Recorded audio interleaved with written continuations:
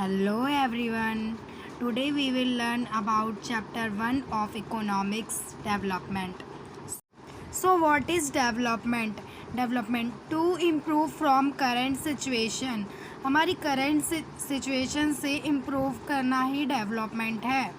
Sometime it is good for one but not other. कभी कभी ये किसी एक के लिए तो अच्छा होता है बट दूसरों के लिए नहीं होता. जैसे कि कभी कभी हम सामान खरीदने जाते हैं तो हम खरीद तो लेते हैं, अगर हमें वो महंगा मिल जाता है तो उस शॉपकीपर का तो फ़ायदा हो जाता है बट हमारा नहीं होता है. डेवलपमेंट के दो टाइप्स होते हैं, मटेरियल थिंग और non material thing. Material thing में आता है मनी, कार, हाउस और etc.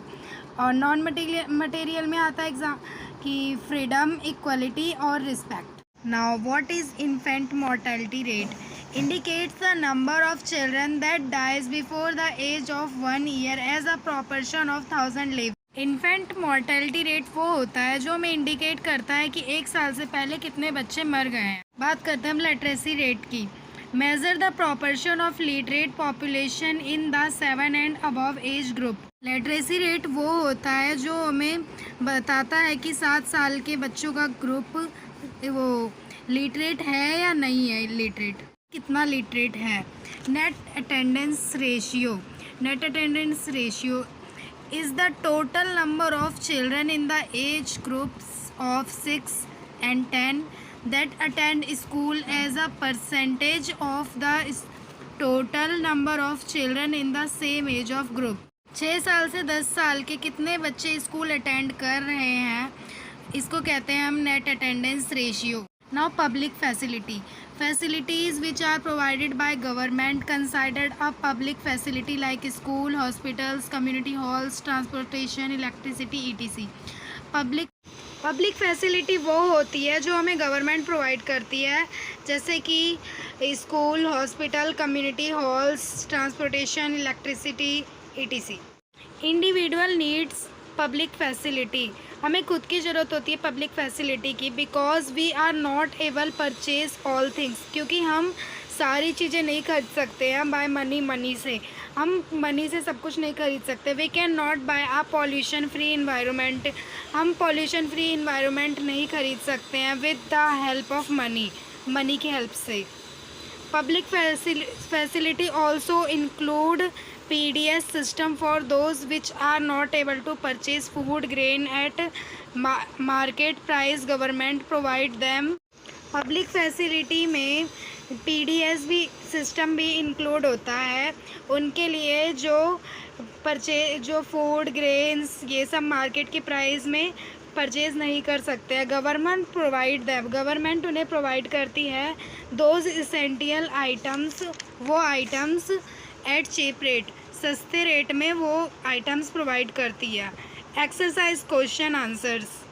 What is the main criterion used by the World Bank is classifying different countries. What are the limitation of this criterion if. वो main criteria क्या है जिसकी वजह से हम क्लेसिफाई कर पाते हैं डिफरेंट कंट्रीज़ को, उनकी लिमिटेशंस को. World bank.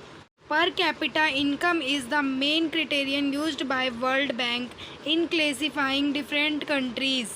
Per capita income main criterion है वर्ल्ड बैंक के द्वारा डिफरेंट कंट्री को क्लेसिफाई करने के लिए. It does not show the distribution of income.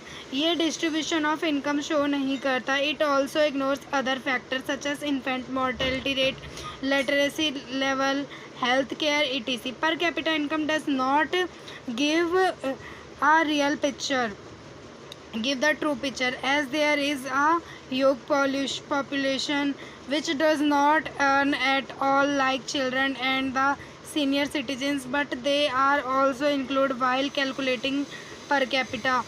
National income rises but its distribution makes the rich richer and the poor poorer. In next question देखते हैं. ये 5th क्वेश्चन है एक्सरसाइज का. In what respects in the criterion used bye UNDP for measuring different from the one used by the World bank. Different, इसमें हमें different बताने हैं UNDP के मेजरिंग का और वर्ल्ड बैंक के मेजरिंग के लिए. वर्ल्ड बैंक ओनली यूजेस पर capita income, world bank only पर कैपिटा इनकम यूज़ करता है। पर कैपिटा इनकम तो आपको पता ही होगा, for measuring development. Per capita income में मटेरियल थिंग्स होती है।